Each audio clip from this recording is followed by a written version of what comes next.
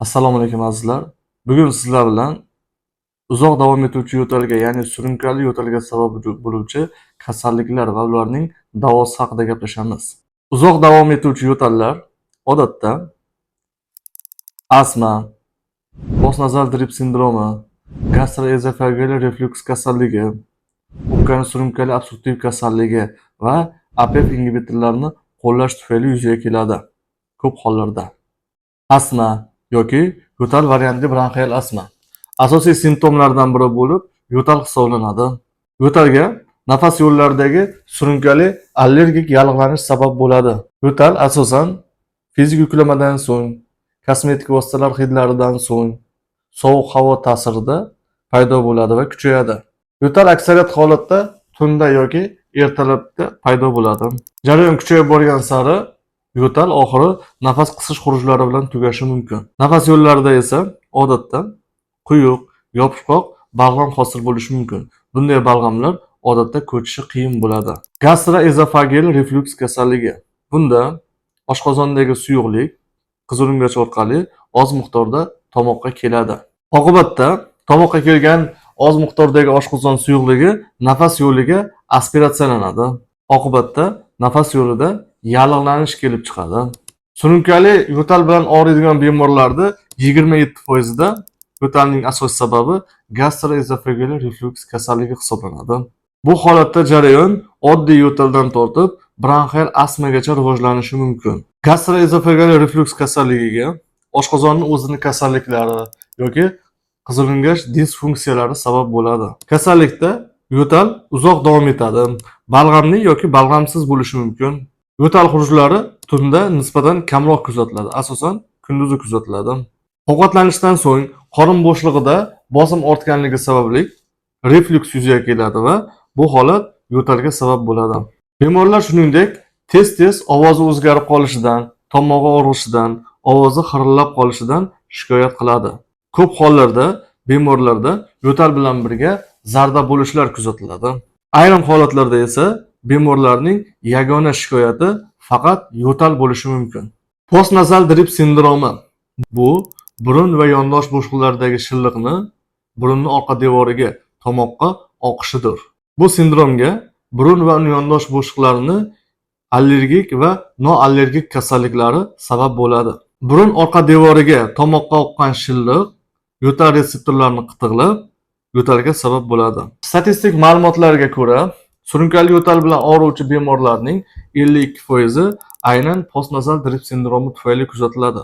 Bunday yo'tallar odatda bemor boshini yostiqqa qo'yishi bilan boshlanadi va yo'tal bemorni o'tirib olishiga sabab bo'ladi. Lekin burundagi yoki yondosh bo'shliqlaridagi shilliq ko'p ajralishiga sabab bo'luvchi o'tkir yallig'lanishlar, allergik yoki infeksion allergik yallig'lanishlar vaqtida yo'tal bemor tik turgan holatda ham kuzatilishi mumkin.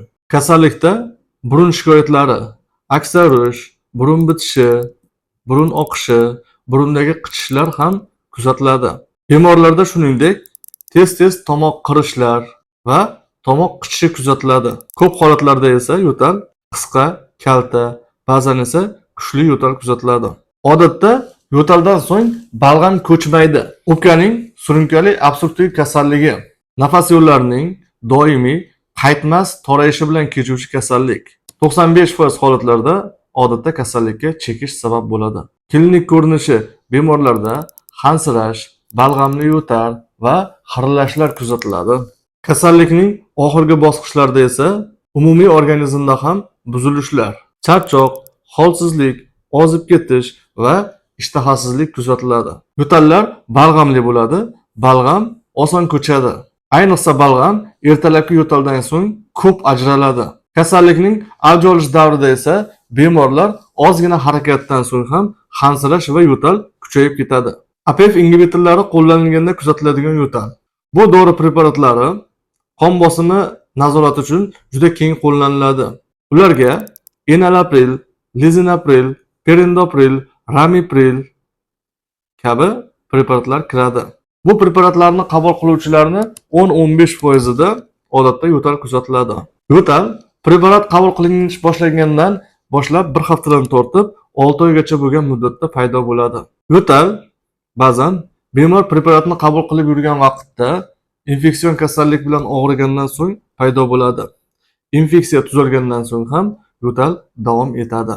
Bu preparatlar tufayli paydo bo'ladigan yo'tal preparatlarni qabul qilish to'xtatilgandan boshlab bir haftadan tortib bir oygacha bo'lgan muddatda yo'tal asta-sekin to'xtaydi. Endi yuqoridagi kabi kasalliklar va holatlarni davolash haqida gaplashamiz.